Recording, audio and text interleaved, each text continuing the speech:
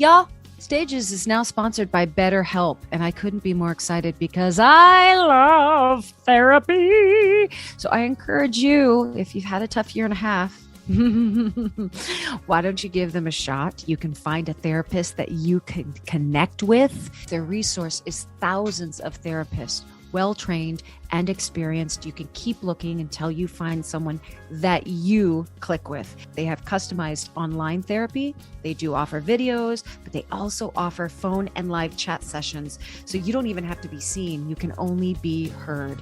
What are you waiting for? Go to BetterHelp. That's HELP.com/stages. And for our cast members, you get 10% off your first month at BetterHelp.com/stages. Go, go, go. Go find your healing. Go find your happy. Stages podcast is sponsored by BetterHelp. That's HELP. Hi, I'm Stephanie J. Block. And I'm Mary Lee Fairbanks. Welcome to Stages podcast, where we're bringing creation and connection to center stage. Tamara Tunie, you buried the lead. You grew up in a funeral home. We are not glossing over that. Go back to that, please.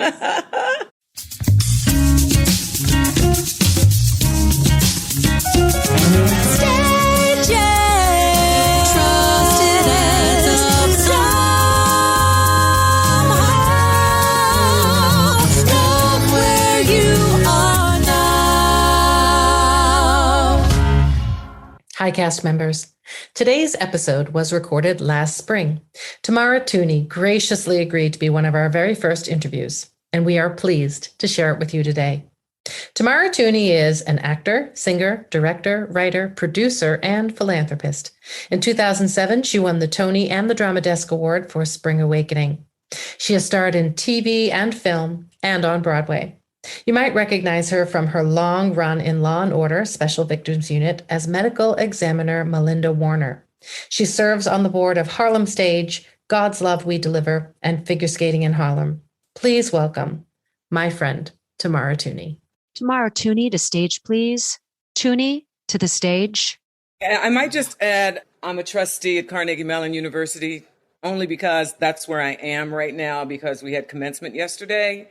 And it was in-person commencement for the kids. I mean, it really is like coming out of a dark tunnel into the light. It was a in-person but closed ceremony, so families were only able to watch virtually. And it was a minimum of representation of trustees as well, because the trustees are legion, and there were 10 of us representing. So it was intimate, but it was full of life and hope and vigor and excitement. And, you know, everyone was just, I mean, first of all, just happy to be able to gather in any kind of form, and then to be able to celebrate and mark this day and mark this accomplishment, you know, was extraordinary. So yeah, it was really quite wonderful. What do you feel when you step back onto your campus? Well, you know, that's the thing. I mean, here I am in my, you know, trustee garb, and it feels like only last week I was in my cap and gown sitting out in the field. It brought back, you know, so many incredible memories. And seeing myself in all the faces of those kids, it was emotional. It was just really quite emotional. The young you has to be so proud of the present you. You know, you think just yesterday you're sitting in the field at Carnegie Mellon and you just heard essentially encompassing your resume. And don't you just go, holy crap, I've done all that. I've done it. Done what that young woman dreamed of doing. Yeah, and half of the stuff I never even dreamed of.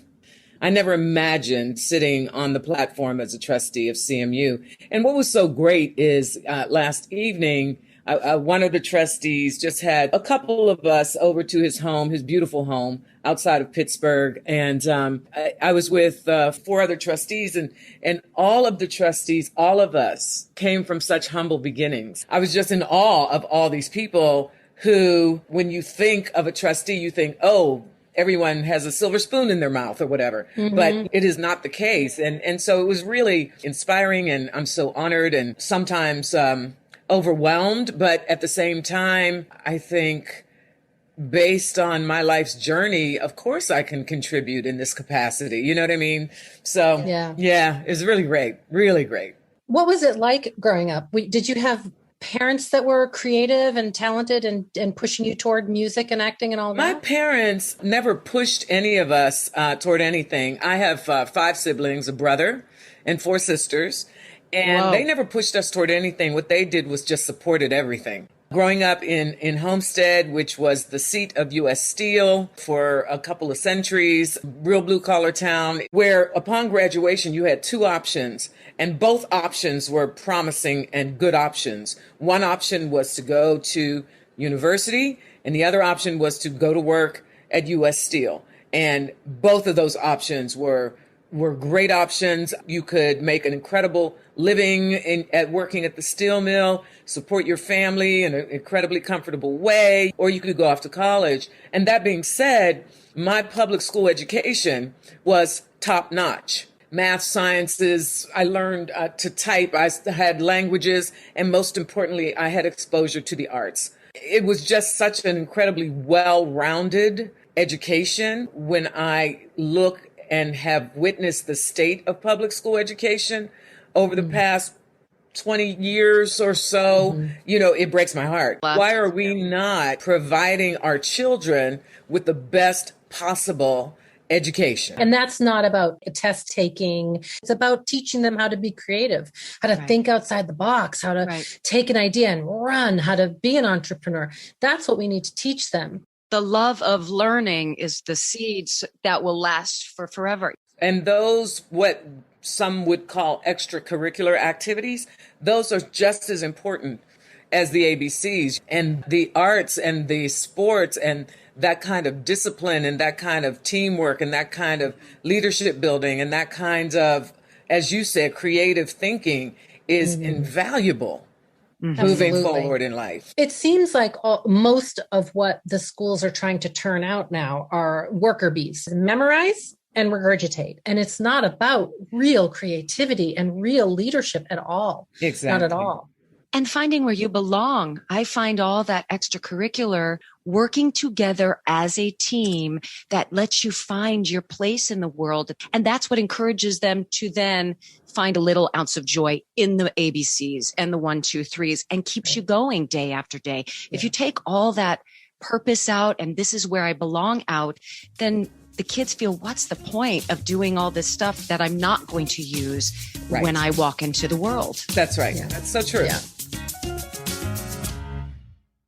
I see myself auditioning for Law and Order about 34 times and never booking the gig. No. And yet, here you are. I was going to say, Stephanie, you must have done SVU. No, I couldn't even be, lying in the morgue for you. I couldn't even get that. Darn it. But what are you looking at? Is it true? 20 years you have been part of this franchise. After 20 years of being that part, is there still evolution to be found through a huge franchise like Law and Order? It's interesting you say that. I mean, Law and Order is definitely a procedural show, right? We call them procedurals. And it's really that our SVU is really about, the cases more than it is about the people. Even though on SVU, we understood a bit more about the characters' personal lives than we did on the other Law and Order shows, like the original Law and Order and Criminal Intent at that time. We got a little more of a glimpse into, Stabler's life and Benson's life and Finn's life, Dr. Warner is interesting because my job was really to deliver the information. So there wasn't a whole lot of like character development or evolution. I would just say in this season, for example, when I first came back to do an episode that I filmed in September, they definitely had my character dealing with the COVID crisis. That was the undercurrent of it. And the way that it was demonstrated was in the fatigue on my face, the marks from the mask, my snippy attitude. I had no patience for questions. You know what I mean? And it's Right. funny because, I'm on this Cameo app where people can make requests, for you to sing happy birthday to somebody or wish them or give them a pep talk or whatever. And just recently, a gentleman sent in a request and he said, my friend's a huge SVU fan. Can you just say hello to her? And she was just wondering, why was Warner so mean to Finn and Olivia when she came in? Was it because she was tired from COVID? And I was like, yes, you got it. You got it. You got the many layers of that scene. Yes, the subtext and everything. Yeah, it was great. Well, that series isn't going anywhere. Thank God. I mean, it's pretty amazing. The fans are legion. And, I'm often asked, why do I think it's so successful? And I think, like with anything, it's the writing first. Mm-hmm. Absolutely. Secondly, of course, it's the actors and the team behind the scenes that deliver such an incredible product. And for me, I think it's also, for the most part, very satisfying for the audience because, there's a beginning, there's a middle, and there's an end. And at the end, usually the bad guy gets its comeuppance. I was going to say exactly that. Just knowing that it is wrapped up at the end of an hour, there is comfort in, forgive me for this term, but in the formula and knowing where that formula is going to lead. That's There's right. surprises along the way, but at the end, the bad guy is going to find justice and the good guy succeeds. And there's something really wonderful to know that at the end of the hour. Absolutely. Yes. And occasionally there is that episode where, the good guys don't win. And so Right. That's a little slice of life. And also I think that the stories ripped from the headlines, right? That's always been the premise of all the Law and Orders, rip from the headlines.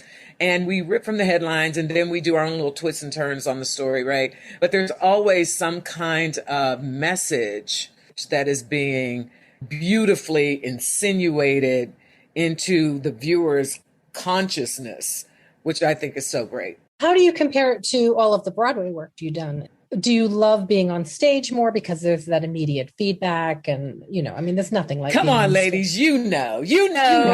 Listen, theater is my first love. That's where I started. When I came to New York with my musical theater degree, ready to sing, dance, and act my little butt off, it was invaluable. And I always loved being on stage. I always loved live performance. For me as an actor, I find it the most gratifying because you get a rehearsal period, right, which you just don't get in film and TV for the most part. And then, as you said, Mary Lee, it's that immediacy with the audience and taking people on this journey with you and into this world with you and feeling them. Mm-hmm. Feeling when they're with you, feeling when they're not.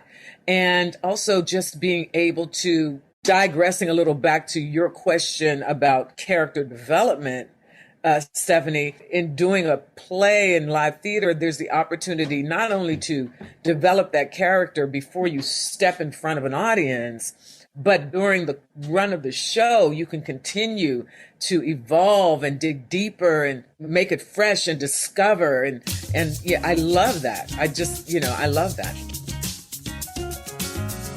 Can you spend a couple minutes and speak to the great Miss Lena Horne and what sharing the stage with her felt like, or any little nuggets or life lessons that you were able to witness or that she gave to you? I can't imagine what that must have been. Yes, I'm so blessed. I mean, that was my first job. That was my first Broadway show. I had just been in New York about 3 months. And I was sharing this story actually just yesterday with one of the graduates from CMU, who happens to be the grandson of legendary musical director and arranger Danny Holgate. And 5 years ago, when he decided to pursue drama school, the family, and I had never met him. I mean, I knew his mom, but I had never met him. And they reached out and they said, would you work with JJ on his monologues? And he's a product of LaGuardia High School, right? I'm like, sure. Yeah, happy to. And so he came over to my house and, we had a few sessions working on his monologue to get him ready to audition for all the schools. And he was going to audition for CMU as well. And so we worked on that. And I said, you have the tools in your pocket, just go and do your thing and just be authentic, be present, be in the moment. And whatever happens, happens. Right. And so he is accepted at Carnegie Mellon. And so he graduated yesterday. And for me to be up on the platform as a trustee, because it was my first year, it was my freshman year as a trustee. So for me to be up on the platform and him to be out there in the audience receiving his degree was, I think, one of the most special moments in my life. And afterwards we got together. And so I was saying to him, the question was, did I have any challenges, or how was it when I first started out, when I got to New York, what happened, blah, blah, blah. And so to try to make this long story condensed, I got a job doing a Kiss Me Kate at a theater outside of New York. And my tonsils abscessed right after the opening. And it shut down. It closed my throat. And so, I had to have all kinds of stuff, and I had to leave the show, basically. I had to leave the show. And I was devastated. And so I came back to New York, and I didn't wait tables. My survival gig was office work, because I could type, because I learned to type in my public school education. And so I could type. And so I was doing office work, and there was a guy who worked at the office who was the son of Lena Horne's manager. And her show was running, but two of her background singers were leaving the show. And so they were looking for replacements. So I'm sitting at my secretary desk, and he comes over and he says, I don't know if you know, but they're making some changes over at Lena Horne's show. You should have your agent check into it. I auditioned and I got the show. And so that was just like an example of, you just never know what life is going to do. So just keep going, keep going. Right. But working with Lena, first of all, I have never seen such incredible discipline and fortitude and resilience and 200% on the stage. I mean, she left it all on the stage. And watching that every night was incredibly inspiring. Yeah, it's a masterclass. It was a masterclass. And because the show was all Lena for 2.5 hours with an intermission, and we, as the background singers and dancers, we were on for maybe 10 minutes at the beginning of the show. And then we did nothing until the finale, where we came out and oohed and awed. To see her do that every single day. However, we didn't have 8 shows a week. We had 6 shows a week, because she couldn't do 8 shows a week. So there were no matinees. And so that was my introduction to Broadway. And I was like, wait, so I do 6 shows a week, but I get paid for 8? I like this Broadway stuff. This is great. This is going to work for me. Dreams were shattered. And they were shattered on my next show. It was like, oh. But it was fantastic. And one of my favorite little stories is my mom came to see the show naturally. My mother has seen everything I've done since I was 5, right? I don't know what house management was doing, but they decided to put her in the front row, center seat in the front row. And I was like, oh my God, too close, for me, I'm like, I don't want to, and, but anyway, so it was great. And so, at intermission, I was walking by Lena's dressing room, and she would always have her door open. She said, Tunie, come here. I said, oh Lord, what? So I go in, and she's putting on her makeup in the mirror, and I'm standing behind her, and I'm like, yes, Lena. She's like, Tunie, that's your mother in the front row. And I'm like, oh my God. And I say, yes, Lena, that's my mom. And she says, well, she is just grinning at me, and I'm just grinning at her, and we're having a good time. And I was like, oh my God.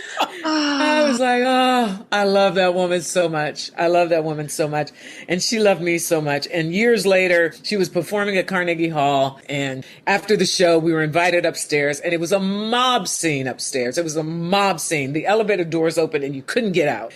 But anyway, so we're there. So I'm like up against the wall waiting, and I see Lena. She's come out of her dressing room. She's greeting people. She's talking. She's shaking hands. She's making her way through the crowd. And I'm, waiting patiently. And then she gets maybe like 3 people deep away from me, and she reaches her hand through the people. And so I reach my hand. So we take hands and she just clutches my hand and she's talking to this person and she's talking to that person and she's present and total with them, but she will not let go of my hand until she gets to me. And she's like, Tunie, I am so proud of you, everything that you have done. So of course I started crying. Of course. I don't know who I'd want to be more, being Lena standing center stage and seeing the audience and feeling that energy, or your point of view, being part of the art and the creation of her show and yet seeing her and the way the audience responds, or your mama. Yep. Front row center, seeing it all and smiling and seeing my, baby girl up on stage with Lena Horne. Like all parts of that trifecta seems so glorious. It really was. And it definitely set the tone for the rest of my career. What led you to produce in 2007? What was it about Spring Awakening in particular that you said, okay, the buzz that hit New York when this show was happening and the huge billboards and these young kids and their energy and the edge with which they were telling the story, they said not since Rent has this sort of theater making really affected people in that way. Did someone approach you or had you heard of the project and said, I'm going to be a part of that? I was approached. My dear friend, sister, and colleague who was a producer on As the World Turns at the time. We would constantly share with each other, what other projects we were involved in, what we're up to, what we're doing. And she stepped in as producer on this project. And it was actually, I think, her second theatrical production that she was going to be involved in. And so she and we met for lunch. She's telling me about Spring Awakening and she was raising some funds if you were interested, blah, blah, blah. And so she sent the material, and between the creative team, the music, and the video, the Bitch Living video that they had shot from the Atlantic Theater production, I said, you know what, this is something. I didn't know whether it would be successful or not. I knew it was very risque, if you will, but I just felt this was really special. And so I said to Jen, yeah, I'll invest. And then somebody dropped out on the producing team. And so Jen said, do you want to come on in a stronger capacity? And I said, yes. So it was really beginner's luck, if you will, or fate, or, whatever. But one, we didn't even know how the show would be received. And we certainly didn't expect the multitude of Tony recognition that accompanied it. And in doing that, around that same time or that same season, August Wilson's last play, Radio Golf, was coming to Broadway. Right. And so a couple of the producers on Spring Awakening were also on the producing team of Radio Golf. And so they asked me if I would join that team and help to bring that to fruition. And of course, being from Pittsburgh, first of all, where August plays take place, except for Ma Rainey, which takes place in Chicago. He's my homeboy. The work is legendary. It was a no-brainer. Yes, I will do this. And it was actually the first time that I really assumed a position where I had to bring other people onto the team with me as far as investing was concerned. And so that was just a new challenge. I didn't know how successful I would or would not be. Fortunately, I was very successful, but it became a real kind of, okay, I have to strategize. How am I going to pitch this and sell this to get people involved? So that was just another kind of, for me, it was just kind of like a master's crash course in producing.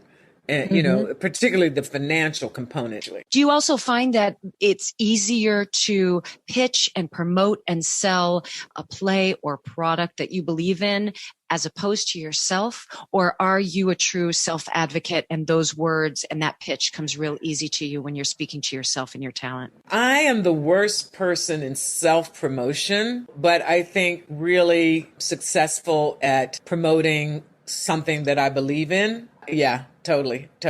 I'm like, it's not about me. You know what I mean? It's not about me. It's about this wonderful thing that, I feel that you would be enriched by supporting.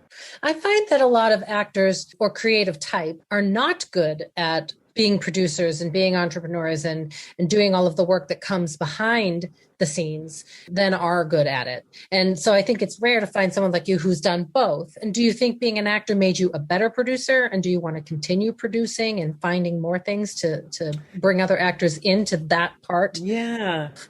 I think it made me a better producer. And it also being a producer made me a better actor. It provided me a deeper understanding of what supports my work as an actor. Most of the things we either don't know or we take for granted, right? Mm-hmm. And so it just really it really enriched and supported that. And then on the directing front, certainly being an actor has provided me a certain understanding, sensibility, and approach to directing that I don't think I would have had I not been an actor. The best directors always have been actors at some point. You know? And what I learned, particularly as far as kind of segueing into directing, what I learned is, I would be working with young directors or maybe not so young directors, and I would find that I was giving them my stuff, Yeah. I was giving them my goods. Yeah. And so it became a point where I said, wait, maybe I should use my goods for something that is my own.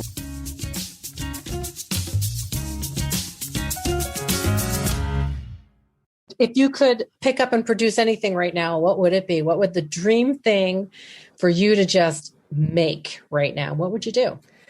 Oh, wow. Well, actually, there are two things that I would love to come to fruition that we're working on step by step. And one is called Jazzland. And Jazzland, it's an animated series that we're actually looking at doing animated and live versions of. It's a story of a young girl in Harlem during like the jazz age of Harlem who kind of goes down a rabbit hole and ends up in Jazzland. And it's a coming of age, and it's introducing hopefully a whole new audience to jazz music in all of its many fabulous forms. So that's one project. And then the other project actually that I'm developing is called Steel Town 68. And basically it's about, it centers around an African-American family who owns a funeral home business. So that's what you had, a funeral home business growing up? Yeah. I grew up in a funeral home. That's who we're focused on, but it's about, the turbulent times during that period, juxtaposing it to where we are right now and the relevance of that time and how it's relevant to right now, and the background, the score of Motown and that kind of music, and focusing on this family drama that expands out into, the community as well. Next to the Black church, the Black funeral home was very much a center of the Black community. So we're working on that. Tamara Tunie, you buried the lead. You grew up in a funeral home. We are not glossing over that. Go back to that, please. Yes. Born into the funeral home business. How did that inform you? I mean, obviously, we've now seen Pittsburgh is just part of who you are. It's in every breath and every step. But how does growing up in a funeral home inform you in so many ways? I think it was just as normal an existence and, family dynamic as anybody's. I remember my father used to say, there's nothing to be afraid of. The dead won't hurt you. The living will. So there was that, and there is that. Right. And then also it was just reverence and a respect, but also like not a fear of death, understanding that this human form is a shell and that, the living energy that's in it just moves out of it. And also, I think, working as the medical examiner and being in the morgue and, having to deal with the fake dead bodies and stuff. You're comfortable there. There's an understanding. I was comfortable with understanding. And also there was a respect and a reverence, for these people, these former human beings who were passing through my office. So can I ask you a personal question? Yeah. Do you believe in heaven or higher plane or somewhere where the spirit ascends? I'm not a big believer in heaven, because then I would have to believe in hell. and I don't. But what I do believe, just from my geeky science kid, physics laws, that energy doesn't die, it changes form. So I'm a firm believer in that the energy that we are vibrating as in this body does come out of that body and joins on a bigger plane until it perhaps might enter into another vessel at some point. Because I do believe in past life. I do believe that, we get opportunities. We get more and more opportunities, right? So that's what I practice. That's very much what I believe too. But I have one other thing that I add to it, that when someone you love passes and that energy then comes from their body, some of it joins the greater consciousness and the greater energy that connects us all, but some of it stays. Pieces of it go inside of you. Pieces of it stay in all the places they loved, all the beautiful theaters that you've worked at, all the beautiful woods that you hiked in. And I think it happens with all creatures, with dogs and, everything. And I feel it all the time, like when I go on my dog hikes, because I had this one dog for almost 15 years. He was with me through everything, all my New York days. And when I go on my hikes up here, sometimes I just feel him. I feel it with my dad. I feel it so often. I really believe that. I totally agree. And I believe that even though my dad never physically saw my son grow up, that the part of his energy that entered into me when he died got to witness my child's growth through me, which is even more special than witnessing it on the outside. Absolutely. I totally believe that with all my heart. I totally concur. Absolutely. Absolutely. And my dad was a guy who believed in heaven and hell. And when he was dying, he was really frightened, and he said, what if you get punished? What if you get this? And I said, no, Dad, I really don't believe that. And I told him what I thought. And he's like, well, if it's true, I'm coming back and I'm letting you know if you were right or wrong. And I was like, okay. Has he let you know? Has there been an event where you're like, that's my pop? Yep. I received a very clear, could not have been clearer sign within weeks of his death. Absolutely. Did it involve cannolis? It did not involve cannolis. Okay, I'm just asking. It did involve black silk shirts and gold chains. All right. Well, that makes sense. Absolutely. I totally agree with you. My dad passed, it'll be 8 years ago now. And you're right. It's like all the time. I have an older sister who passed very young at the age of 37. All the time. And I remember when she had passed and we were in her home, having to gather some things for her to wear for the funeral, me and my other sister, just the two of us. Yes. And my husband, my ex-husband now, but my husband, he had come to the house with us, but he was downstairs. And so my sister and I were upstairs and we were going through her things and we're like, well, yeah, she would like this, she would like that. And we put it all out on the table and we looked at it and we started crying. And the lights in the house just went out and came back up again and went out and came back up again. And we were just like, what the, And then my husband from downstairs said, is everything okay up there? And my sister and I, we just started laughing because we knew it was my sister Terry saying, don't cry. Don't cry. Snap out of it. Snap out of it. Don't cry. I'm all right. You know what I mean? And so when we came down, my husband said when the lights went out, he started to come up the steps and he felt this coolness rush past him and he stopped. And I was like, that was my sister saying, let my sisters have their moment and then we're going to move on. Covered in truth bumps right now. I'm covered in truth bumps. Yes. Life is filled with little magic moments. As you say that, Mary Lee, I'm hoping coming out of this pandemic that, we all as a society and a world will be able to recognize all those magic moments that, we often either take for granted or just, breeze through. This universal pause that was imposed upon us has value, and we can find the value in that. We had to learn something. The lack of connection and the desperate need to connect now, I feel, is deeper than ever. And I just pray that humanity at large can hold on to that. I love humans, but I know we also learn lessons. And then 3 months later, it's like that lesson never existed. Exactly. What happened? Business as usual. No. Business as usual. And, it's up to us to hope, pray, and act. We have to be the heroes that we're looking for. There's a really interesting yoga philosophy that's based on the seventh chakra, which is the seventh energy chakra, which is the one that connects us all together. It's the thing that literally tries to teach us that we all come from one place. And so they talk about the aspen trees. So if you've ever been to Colorado, when you look at a field of aspen trees, you think those are all individual trees, but they're actually not. It's actually the largest living organism on the face of the earth, because so they all share the same root source. It's one tree. Wow. It's one root source. Wow. And so when that root source spreads like that and creates that forest, one bark beetle can come in and it can destroy one of the trees. And what it does is then sends that black fungus through the root system, wipes out all the trees. But the other side of that is when there's a forest fire and it wipes out the trees, if one shoot remains, it can regenerate the entire forest. Right. And so the whole lesson of Chakra 7 is we are all the trees. What do you want to send through that root source? That's what right. do you want to send? That's do you right. want to send light and creativity and rebirth and regeneration and connection? Or do you want to be a bark beetle? Right. Right. And you get to choose, like, what do you want to send out? Because it matters. I'm going to put that on a t-shirt. Don't be a bark beetle. Don't be a bark beetle. Right?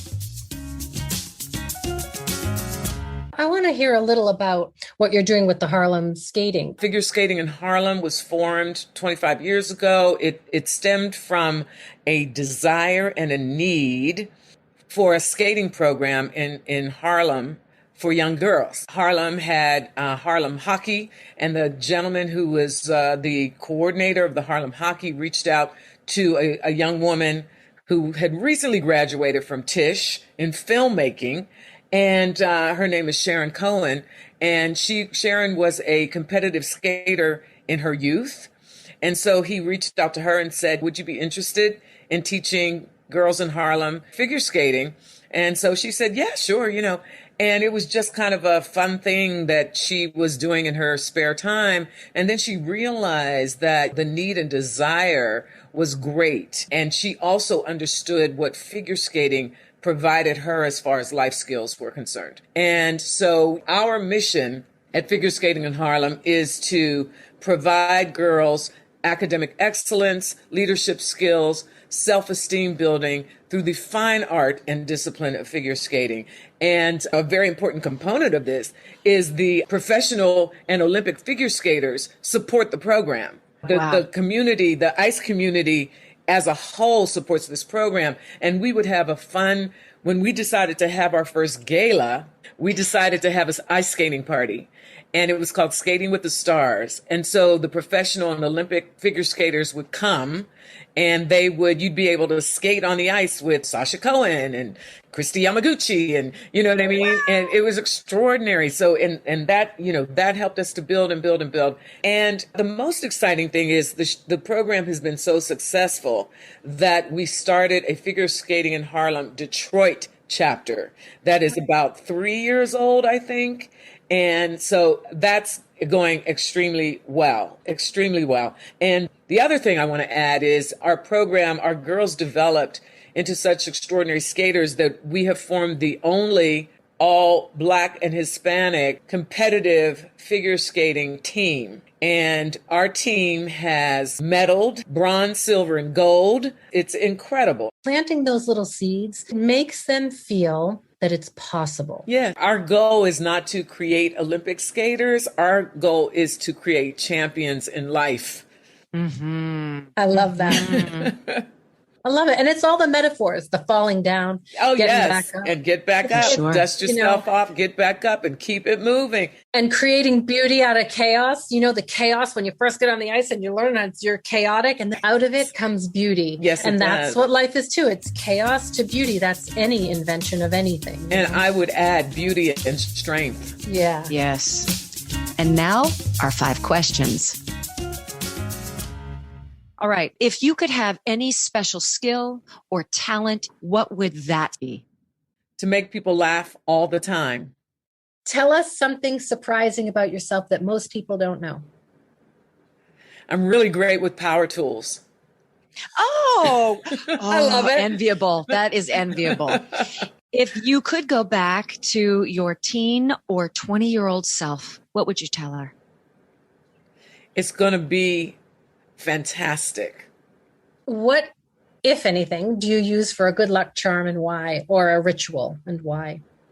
I mean, I could be super practical and say, my yoga practice every morning, because if I don't, I won't be able to move, for real, got to stretch it out in order. I know that feeling. Exactly.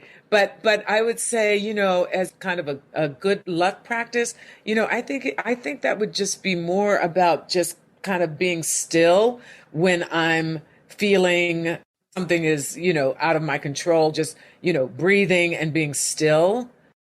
Okay, final and the deepest question of this morning is, if you were a nail polish color, what color would it be, and what would that clever, cheeky name of the nail polish? Well, first of all, it would be red. I think I would call it Burn This. Ooh, yes. I love it. Yes. You are a force, and we feel so grateful for your time. Thank you both. This has been nothing but a pleasure. It was great to see you. You be well. You too. Love you too. Take care.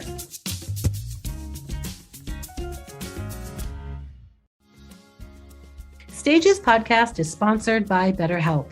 Our theme song says, "Love where you are now," but sometimes we all need a little help. I've learned from therapy and in my yoga practice that growth comes from challenges. A good therapist can help you reframe the way you look at a challenge and your life. And BetterHelp can provide you with a therapist that gives you some tools to navigate. They offer customized online therapy, either on video or phone chat sessions. It's more affordable than in-person therapy, and you can reach a therapist in under 48 hours. And right now, Stages cast members get 10% off their first month with BetterHelp, so don't wait. Remember, when you support our sponsors, you support Stages Podcast. So log on to BetterHelp, that's HELP.com/stages, and love where you are now. Hi, everybody. So coming up on our Thanksgiving episode, Mary Lee and I will be answering all of your questions. Little by little, some questions have been coming in, and we're so grateful for those. But now's the time. If you want to ask us everything and anything, please send them our way. And that's what our Thanksgiving episode is going to be. We're looking forward to answering all those pressing, emotional, messy questions. You can email us a question at our website, stagespodcast.net, or you can leave us a comment on Twitter, Facebook, or Instagram. We also may answer our 5 questions that we've been asking everybody else all year. We're really looking forward to hearing what you guys want to know. And now, back to what struck a chord with us. I just want to make sure that I'm very clear that when we speak about the public school system, and as we say, this sort of the deterioration, that is by no means is a statement on the passion and the work of our teachers, but that it is really now the focus of getting the numbers for Common Core so that the funding or the grants will be, given to this particular school district. And somehow that, of course, is necessary. You need the funding in order to continue the education. But as in all things, when the bottom line is money, then you can lose the heart of the child, the need of the child, the trajectory of their learning, and the joy that goes along with it. So I certainly didn't want that to be an indictment when we were speaking about the lack of arts, the lack of sports, the lack of extracurricular activities that really buoy our kids amongst the rigor of learning the other general education that has to be done. And I would be remiss had I not taken the time to say, teachers, we honor you. You're heroes. You are far more than just essential workers. You are there helping to lovingly rear our children, teach them, and also buoy their little fragile spirits and give them all they need through the course of the day. And boy, do we know that more now than we did certainly before COVID. So that's what I needed to speak on. Yeah, I think teachers and nurses should be amongst the highest paid people in the world. Agreed. I think part of the problem that we're facing as a nation is the education system was set up when we were creating factory workers, when we were creating people that's to come out and follow a plan and go to A to B, and it's a straight line, and this is your job, and this is what you do. And that was when you were in a world where you could work in a factory for the rest of your life and create a wonderful family life and own a home and all of that. Everything's changed except the school system. Having raised a son who is dyslexic and having grown up as a dyslexic in this school system, I see what it does to people. When we are teaching to an antiquated system, it's stifling all of the teachers' creativity because they're only teaching to test taking, which doesn't allow them to be creative or teach kids to think outside the box. And I think that's a big part of the problem. But the good news is colleges are actually looking for dyslexic kids and kids with learning differences. They're actually starting search programs specifically for these kinds of kids because they're starting to realize almost all of our entrepreneurs, almost all of the people who are creating something new have these learning differences. Yep. So that's really exciting. So it's starting to be recognized, and maybe down the line, there'll be a change. But I agree with you wholeheartedly. What we're talking about is not a slight against teachers who I believe come from such a true place in their heart to make a child's life better and have their hands tied a lot of the time. So. Yeah. And when Tunie spoke, she spoke so much about the holistic idea of a person, even when speaking about her skating program, right? It starts as one thing. It starts as get out there, do it, build your self-esteem. And then that builds a confidence, which then builds a want to learn more, to do more, to expand.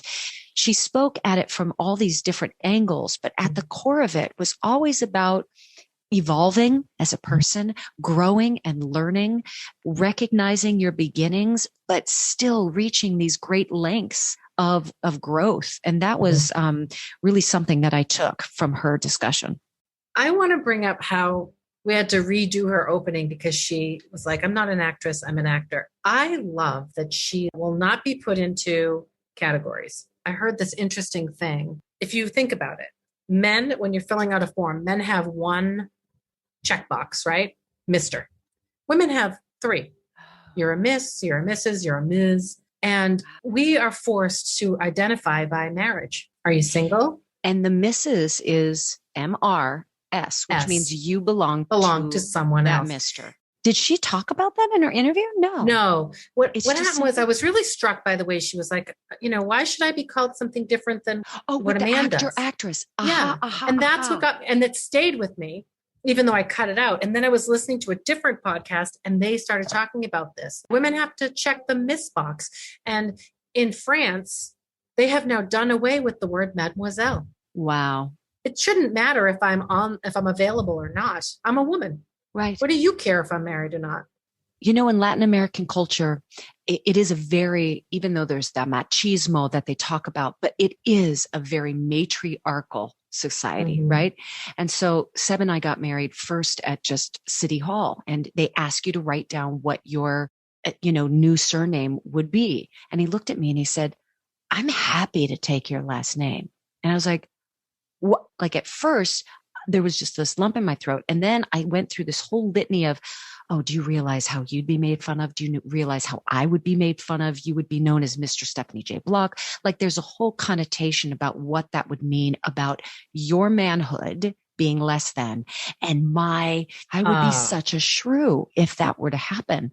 So it wasn't even I don't think it was an empty offer, but on my end, there was no possibility to really see that through because I thought, can you imagine how we would be looked at as individuals, as a couple?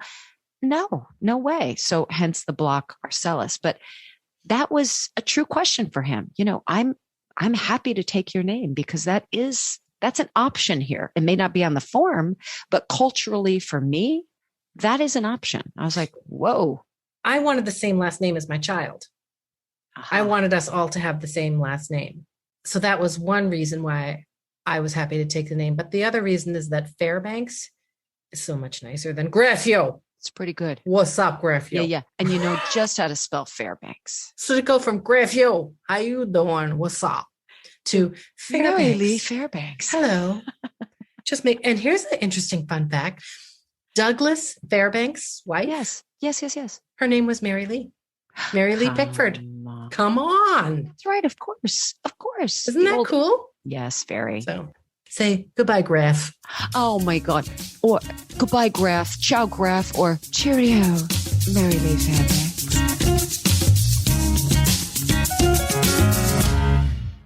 So if this episode resonated with you, please follow, subscribe, and share. You can always find us at stagespodcast.net. A big thank you goes out to our assistant and doer of all things technical, Saren Cho. Thank you to Noah Kaiserman and Garrett Healy for our beautiful original music, Melanie Von Trapp for our Stages Podcast logo, Brock Grenfeld, our sound engineer, and Allison Arns, our PR and social media expert. And thank you, our cast members, for joining us today. We hope you come back next week.